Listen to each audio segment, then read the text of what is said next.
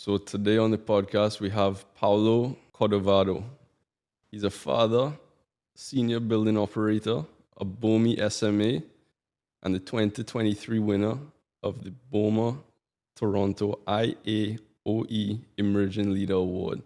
Paolo, welcome to the podcast. Nice to meet you, buddy. Thank you for having me. Absolutely. Love the intro there. Thank you. Really summed it all up real quick. Yeah. No, it's a pleasure to have you on. So today on the podcast, we just want to learn, a little about you, your story, what you see in the industry, all about Paolo. That's so it. Take it away. To start, oh, wow, we're going back now. Back in my high school summers, I was part of a team, a summer student team that, was in and around commercial office space, doing some of the housekeeping tasks that the building operators didn't have time for. Okay. That was kind of the start, I say, because I was in those diesel generator rooms, air handling rooms, just kind of jaw on the floor. Having a father who's been in the industry for 30, 40 plus years was a great resource, because I get home from a day at work there painting sprinkler pipes and be like, man, I saw this and this and this. And he's like, yep. Well, that was an air handling unit. That wasn't just a duct, buddy. I'm like, oh, okay, yeah, cool. All right. So, slowly made my way up from there. Full-time mobile operator with AY. Brief stint at Trio Vest for a bit, and then back at AY since. Fantastic. So how you like working at AY? It's great. People, culture. It's really more of a family than a company. Yeah. So it's been great for me in my career growth. Had a lot of resources in terms of upper management. I was reading your newsletter just before this, and I saw early in your career, you had went through operations improvements alone, you had saved 1.4 million kilowatt hours in energy in 14 months, was it? Yes. $80,000 in savings with no energy upgrades, yes. No retrofits, nothing. Nothing. Tell me about that. And that, to be honest, that one's kind of like I put it in the top three now. At the time, that was definitely my best achievement. Working with my controls technician, we kind of fine-tune the programming on the systems. When I say systems, I mean everything in the building. I had gauges on my chilled water line that were all blown, pipes that were rattling. I kind of asked questions as to, why this stuff was like that, and it was like that from the start. So that led me to dive in to those systems, replace gauges as a good start, and then start fine-tuning it. Change the chiller programming there to, soften the load on startup. Scaled back some of the air handling units and compartment units, their scheduling when they were on and off, set point changes, really dove into the fifth light lighting system. Okay. That one was very interesting to learn. Wasn't very user-friendly, but working with the programmer, I was able to initiate some daylight harvesting, reprogrammed all the lighting, so max was really 80%, not 100. So just a whole bunch of little tweaks. I think I still have my notepad. No way. I would love to see that. At my house with all the chicken scratches over the course of the 14 months, you know. So, that was what really helped me fine-tune that building and also understand how each system can affect another system.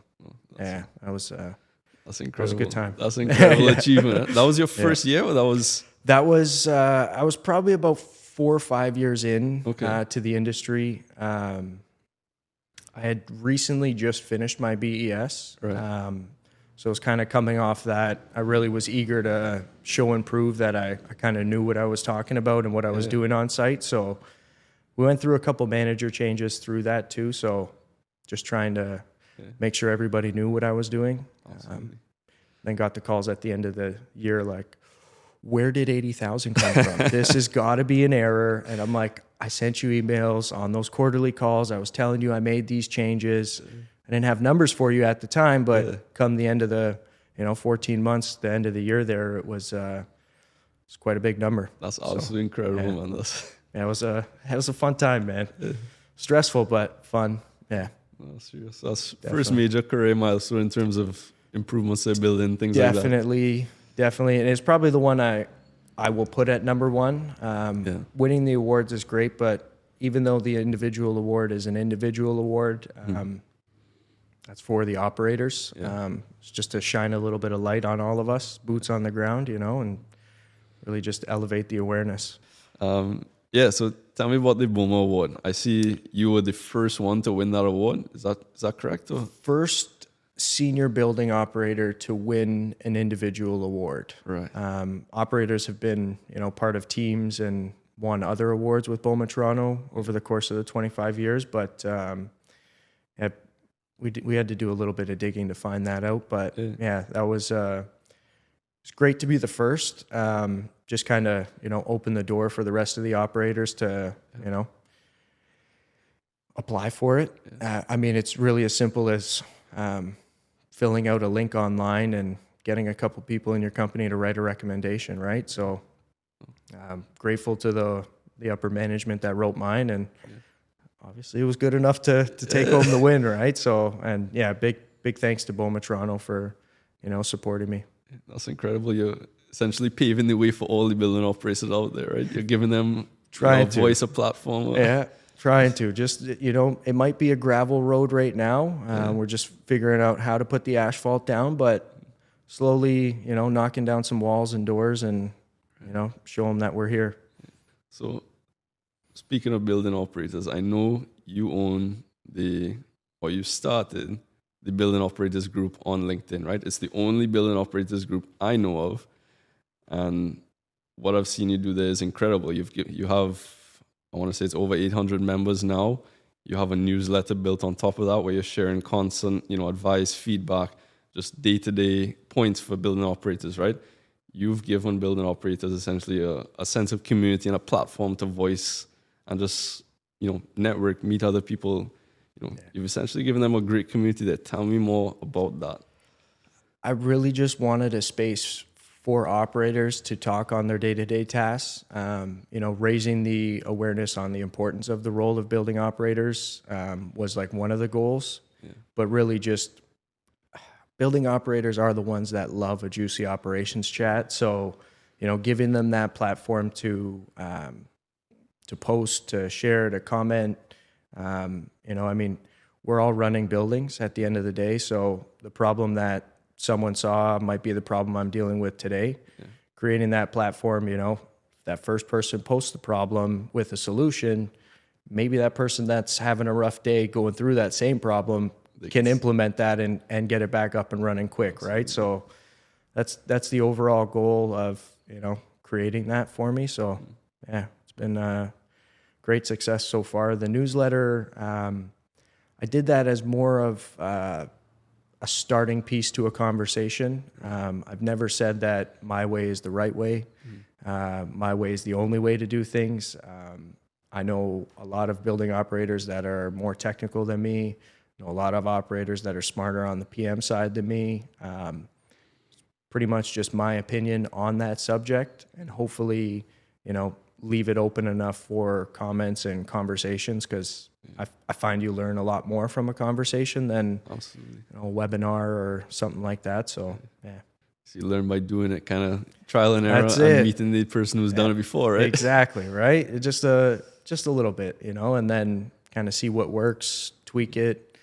I've started asking them what they want to see rather than kind of me just pushing it out on my own. At the end of the day, yes, I'm doing the work, but it's for the industry. So, try and get their involvement. And how do you see your role as sort of a leader influencing the building operations space?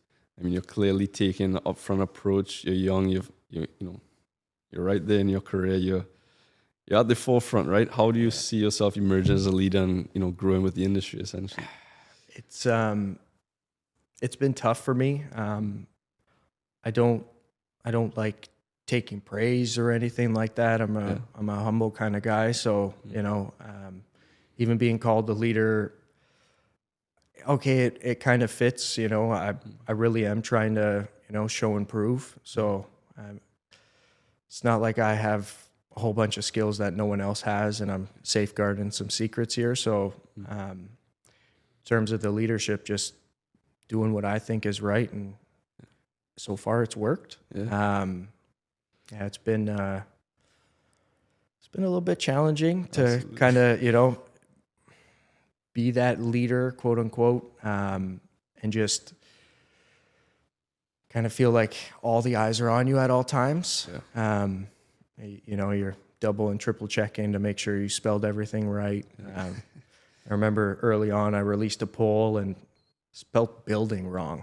Out of all words, building was spelt wrong, and you can't go back and change the poll. People had voted on it, so I'm like, okay, double, triple check. I don't want to get called out by my dad again for a spelling error. Oh yeah, I bet he gave it to you for that one. Oh, he gave it to me, man. It was like 10 minutes after it was posted. He's like, dude, out of all words, come on, man. I'm like, that's the core word, That's it. I was just trying to, make it go under the radar, I guess. But yeah. That's great. So tell me a little bit about the life of a building operator. What's your day-to-day like? Like, I know in my job, we deal with building operators day-to-day, right? We know them, we see them, but we see them for maybe, an hour, a couple hours in the day, right? Tell me about what that whole day-to-day life is like. The day-to-day. No 2 days are the same. Oh, yeah. You will never, I at least have not had it in my, 13, 15 years in the industry. I've not had 2 days that are identical. I've had days that are similar, but problems are different. Today was lights and toilets. Tomorrow will be HVAC and you name it. It's great because it keeps you on your toes. Yeah. You can sit down and write out how you want to do your day. PM tasks, inspections, emails, tenant requests. Wait till those tenants come in. Yeah. And then see how much you actually get done in the day. My hit list is constantly changing, but creating that hit list in the start is a good way to kind of fill up those in between times. But absolutely. 99% of the time it's usually busy, and all aspects kind of, you never know, never a dull moment here in building operations. So tell me about you mentioned you plan your day ahead of time, right? Tell me a little bit about that. Tell me about how do you be the best building operator you can be? You mentioned your task list. You mentioned, how do you keep on top of it all? Time management. Right. It's one of those things that, you think it's so easy. You just book a couple meetings and, you schedule time for this. And in this job and in this role, it's constantly changing. So, to try and plan your day, it's a great start. It might not always end that way. You might not get through that to-do list, but time management. So, I took a few free learning courses on that, just trying to find some tips and tricks. The urgency of the request is also, something to factor into it. Understanding what's an emergency and what can wait till tomorrow is a good start. So, yeah. We'll get a little bit personal here. Tell me about, your personal life. I know you're a father of 2 boys. How do you manage your personal life and being a building operator? Those are both 2 crazy lives, right? How do you manage it all? To be honest with you, it's hard. It's definitely hard. Leaving my wife at home with the kids, both of them.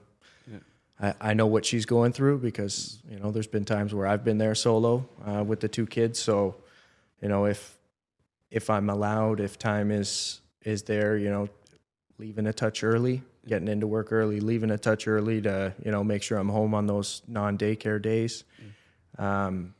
Really just, I spend about an hour in the mornings cleaning the dishes, taking out the garbage, making sure the house is somewhat clean. So that way my wife can kind of just fill up the sink with the dishes and, take a little bit of burden off of her as well. Yeah. That's kind of what I've been using at home to, they say happy wife, happy life. Absolutely. Going above and beyond at home to try and make sure she doesn't have to do a whole lot has been a success on that end.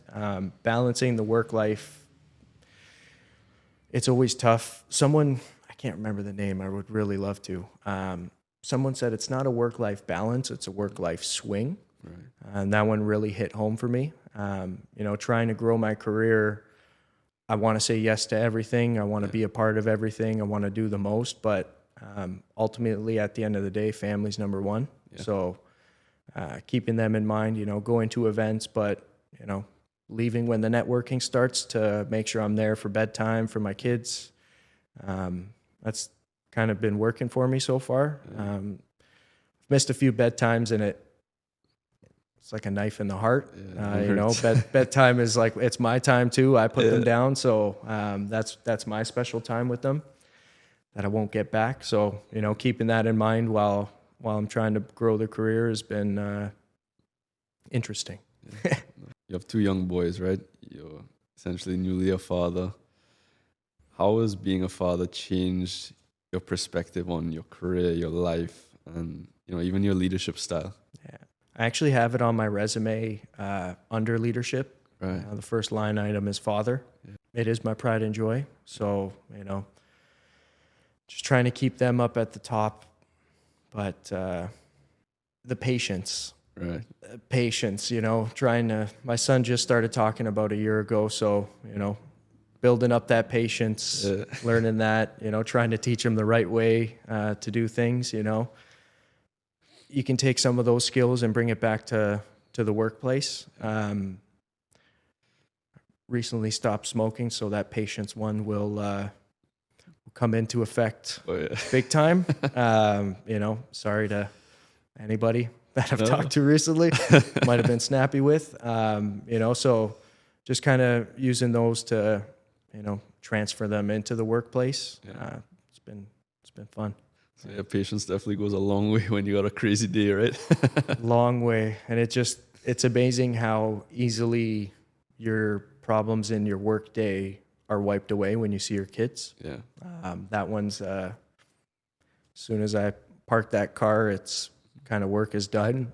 It's home time, right? So change and get on the hands and knees and start playing.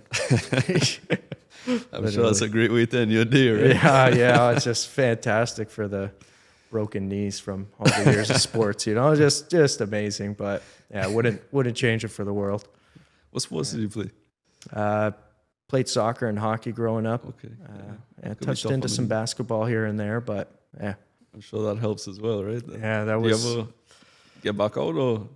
We were I played pretty high level soccer. Was captain at Sheridan College there for 4 years that I was there.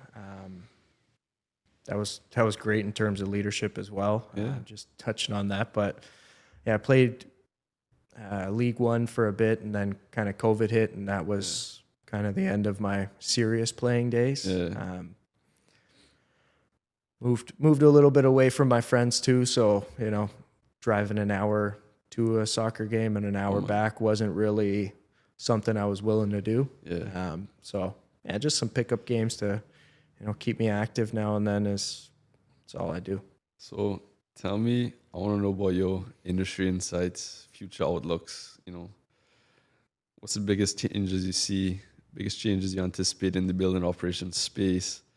What do you see happening over the next few years? I mean, the trends are already pretty forefront. Like ESG and net zero is kind of what everybody's talking about right now. Yeah. I think it's a great opportunity for building operators to show and prove what they know and what they know about their building. In terms of these ESG and decarbonization net zero plans, you can blanket statement some items, but I truly believe that every building needs its own unique plan to reach net zero. That's going to focus those ESG teams and net zero teams to speak to the building operators a lot more, be on site a lot more, dive into the systems that you currently have on site. Can we get some efficiency out of this unit running at different rate now, save some money, and afford that capital project a little bit sooner than we anticipated, So you can already kind of see the shift happening there, which is fantastic for building operators. Mm-hmm.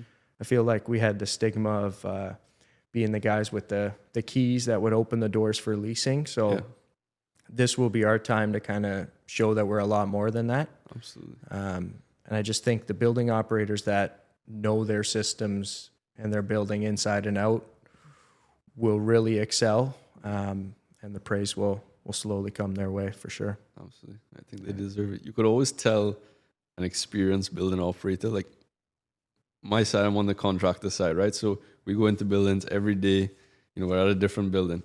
You can always tell when somebody has been there a long time and has that sort of, that sort of underlying drive, because they, there's the guys that open the door, but then there's also the guys that they know everything about that building, right? They know how it lives and breathes. They know all the ins and outs. Yeah, you can always tell, right? No, it's people always kind of laugh when I'm, guiding them through the building, through multiple sets of doors and lockbox here. And when you see this sign, turn left, and then this one, you turn right, and then turn around. It's right behind you. Yeah. Like, oh, okay. I've kind of being at multiple properties, I wish my arms could stretch and I could be at multiple places at once, but I can't. So, really understanding just how to walk someone around the building, if you can do that on the phone, that's a great start, if you can rhyme off what, hurts and what set points this should be at and all of that, it just, it's just weight in gold, right? So, it's great to see.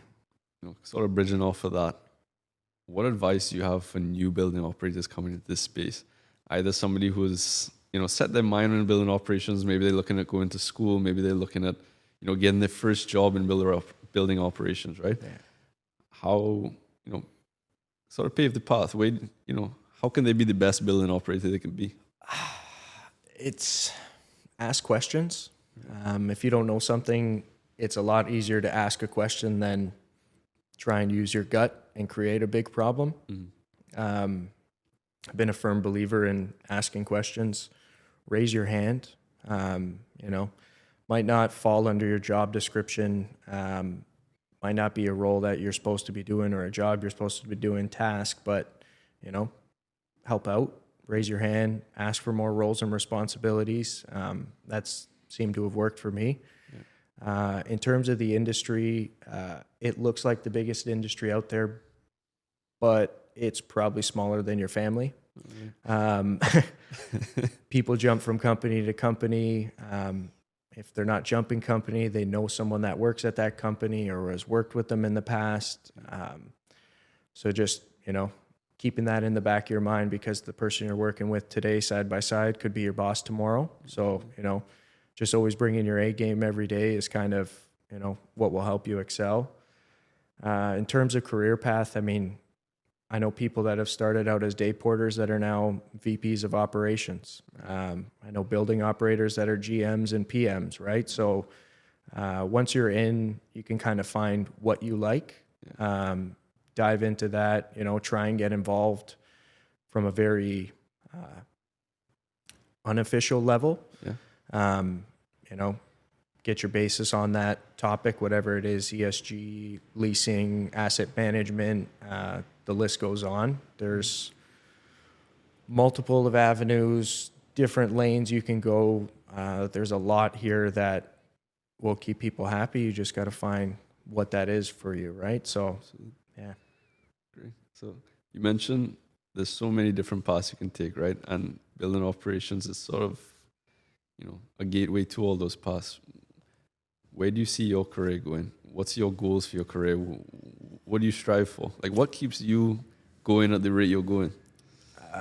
Keeping me on my toes. All right. I love a new challenge. I'm thankful to work at a company that has given me a lot of challenges and tasks that, might not be mine, but they know I'm not going to say no. I'm always there to help.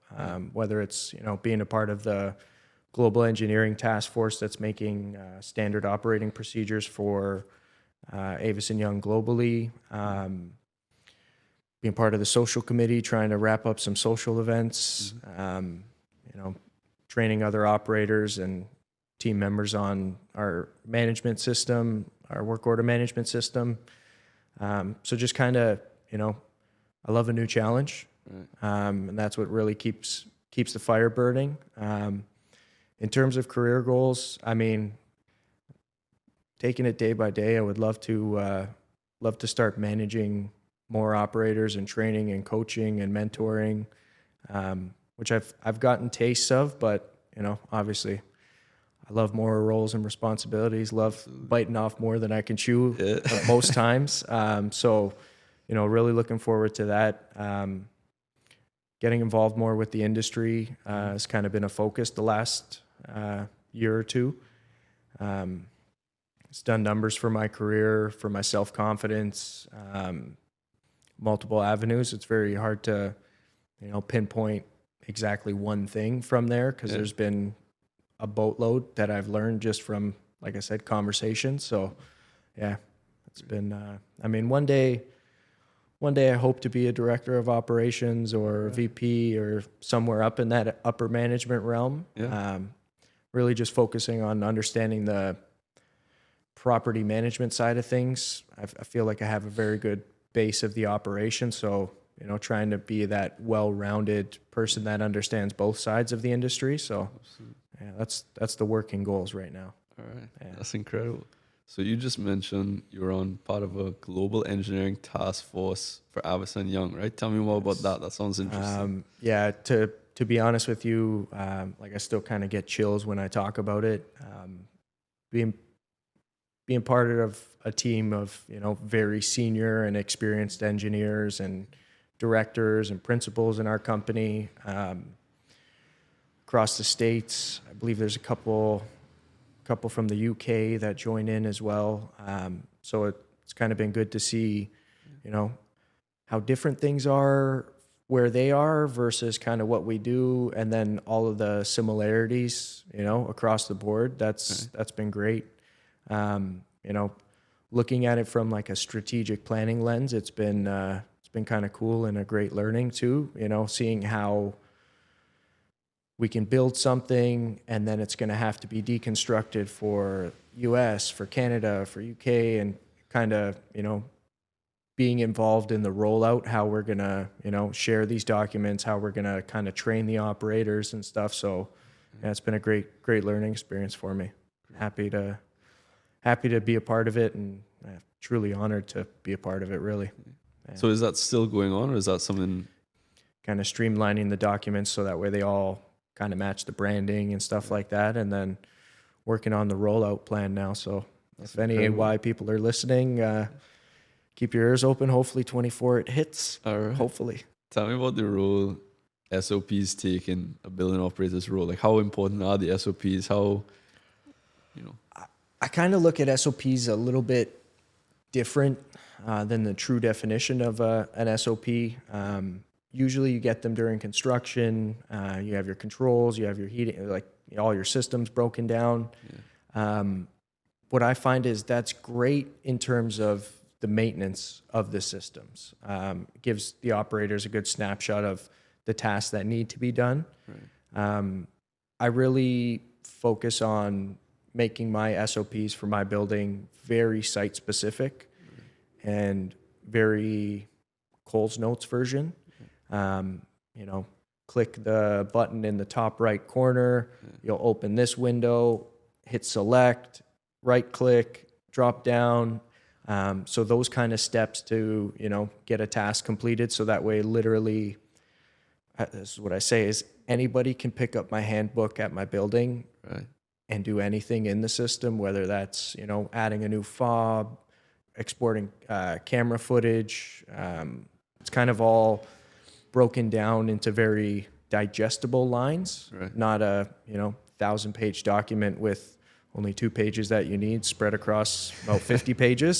So pictures say 1,000 words. So adding pictures and screenshots with areas highlighted, that's kind of how I make my SOPs.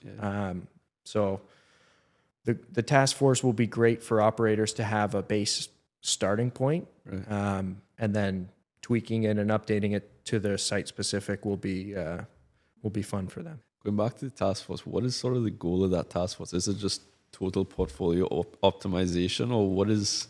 Yeah, it's kind of we want to standardize it. We didn't have a database of standardized inspections, like a roof inspection. Like I had a sheet. The guy down the road had 3 different sheets. This guy had 4 different sheets. So trying to create some consistency across the board for us was one of the main goals. Having a resource center for our operators to pick and choose from. Some of the greener operators might not know exactly what tasks are required for a pump. They're just checking the suction and discharge and temperatures and then walking away, right?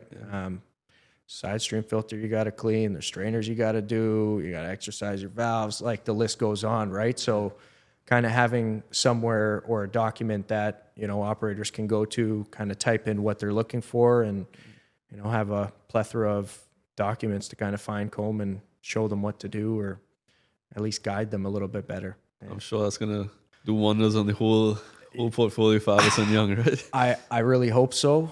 So far from what I've seen, it will be that great resource. So excited for that one to launch. So kind of bridging off of that, tell me about the role that technology plays in the building operator's role, whether it be now or even like what is your outlook on it 5 years from now? That's the outlook 5 years from now. What was once AAA plus top of the line 5 years later is now okay or good or great. It's not the same. Technology changes very fast. I love it, but I hate it. I don't trust it, not one bit. Just I feel like operators can get too reliant on technology to do their job for them. BAS tells you that it's 100% open, but you have no cooling. Right. That might be closed. Might be closed, man. That might be closed, right? Or it might be stuck open or something like that, right? So as much as it is a great tool and resource for operators to kind of streamline things and get snapshots of, how your whole heating system's working and how your whole building is performing that day, it's great. Gathering your data and, using that as baselines, it's great, but still just, I'm a paper kind of guy. Right. So as much as I have my digital rounds on my phone, still like to bust out the paper every once in a while and, Awesome. fine comb it.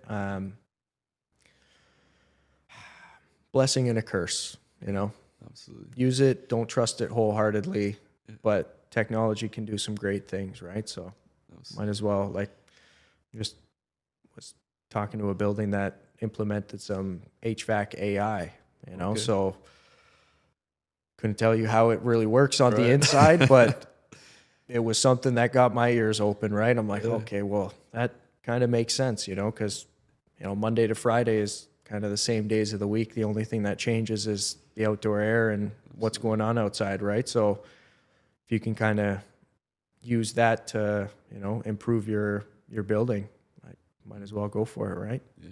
I could see that maybe helping in sort of the optimization side of it, right? Like but I guess we'll see where it goes, right? And that's why, like, it just, as far as I know, the AI just sits and learns, right? From the history that it's given. So, I mean, over the course of time, the more data it has, the better it'll be able to perform. A 14-degree rainy day with southwestern winds. Hey, we had that 6 months ago. We did this, and we found that this pump ran high or this fan was on too long. Let's try this now, right? So, and doesn't take an operator to sit there and fine comb all that data to be like, okay, what should we do, or come up with a game plan, and maybe that game plan kind of backfires or X, Y, Z, right? So kind of having that extra tool to, guide the operators. It's interesting time in our industry. Yeah, no, it's brilliant. Hopefully it makes the space a little bit easier for you guys, right? Yeah, the just job's hard enough as it is.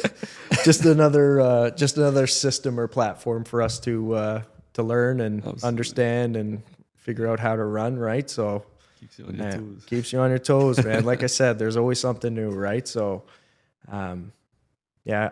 it plays a huge part, and I think that's kind of why we've, as an industry, we've been able to make some of the leadway we have is due to technology and, systems constantly changing and upgrading and becoming more efficient. So, yeah.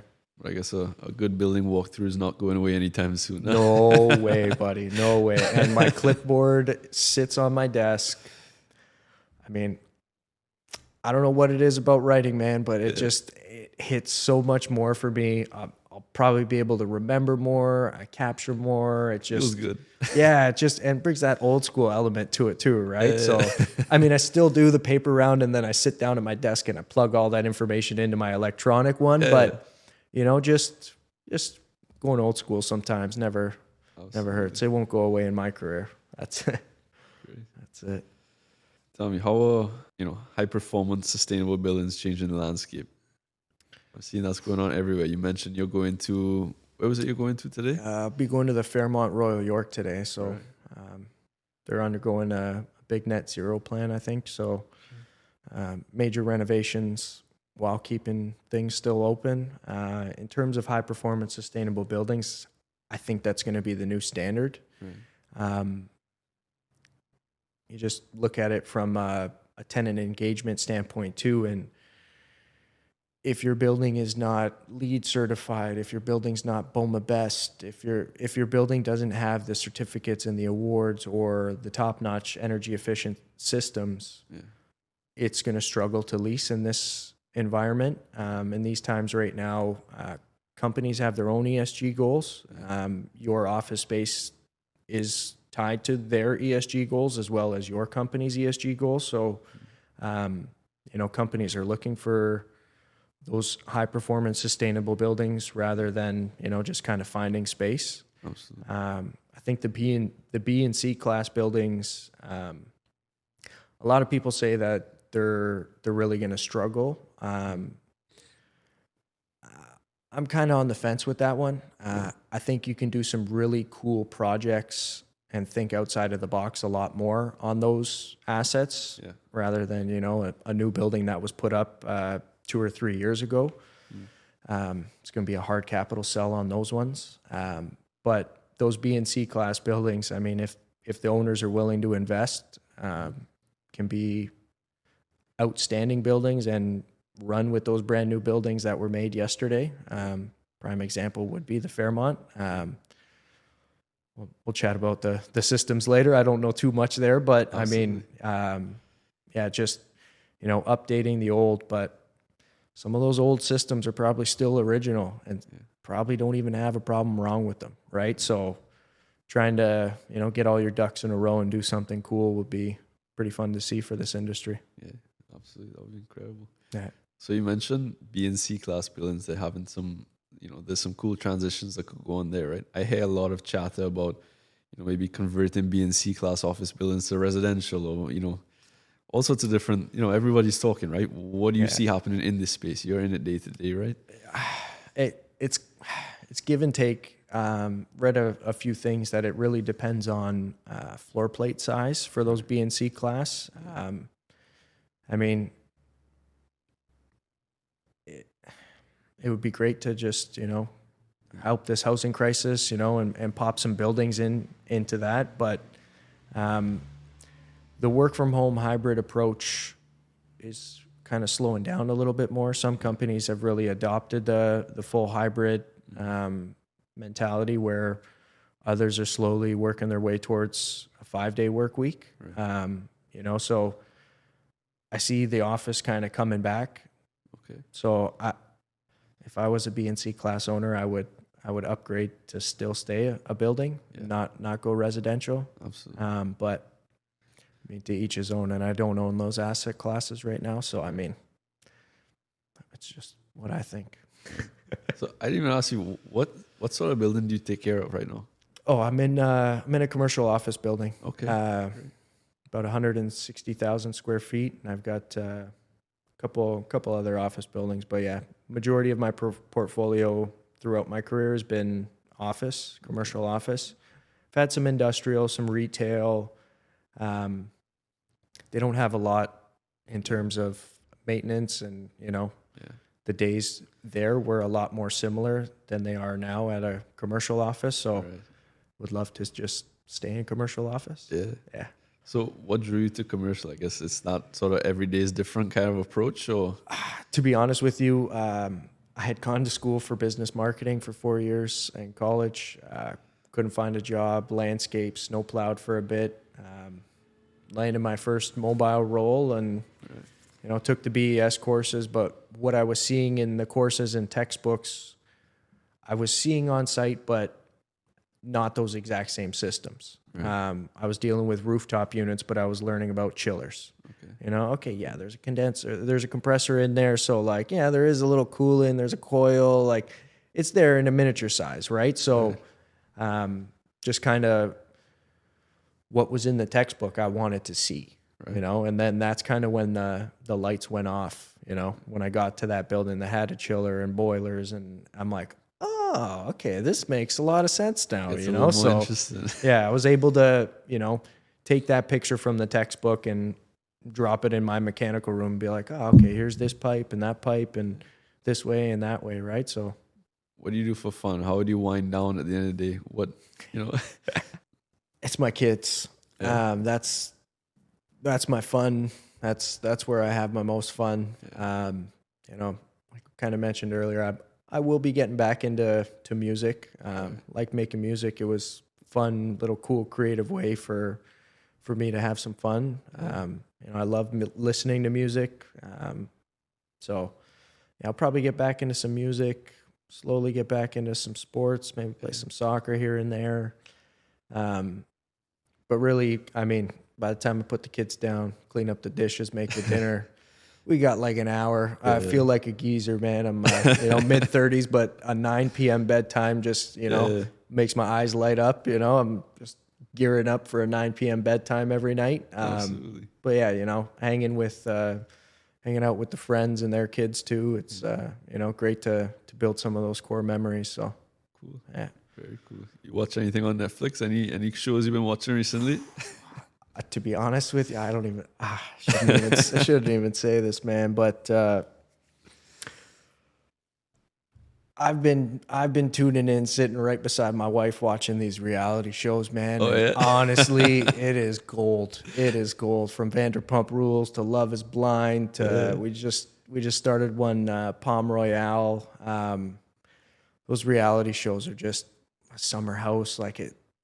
The drama on them is just hilarious. I know it's all scripted, but it's just like that mindless TV watch, right? So yeah, no, those are wind down. Yeah, I hate to admit it, but yeah, man, she's got me hooked on those. Yeah.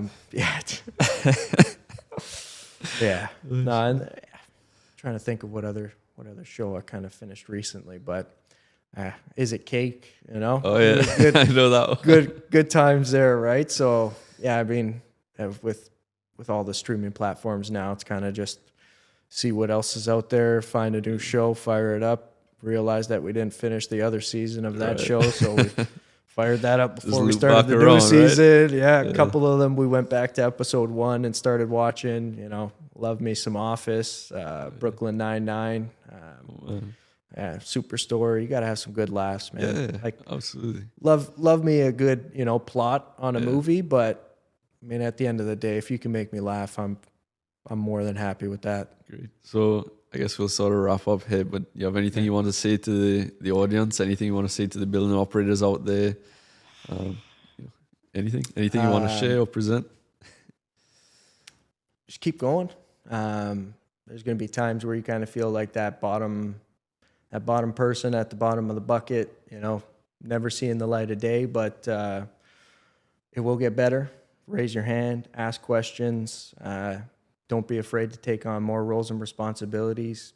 Get yourself educated, whether you've been in it 20 years or you're fresh out of the BES program and have 0 years experience. I think education is key. You can always use a refresher. You can always learn something new. You might not have been able to understand it or grasp that concept before, but looking at it now, a couple lights might go off. So yeah, just don't stop. Great. That's incredible, Paolo. Yeah. It's been great having you on. It's a pleasure. And thank you for doing this, man. I really appreciate it. I appreciate you, man. All right. Thank you.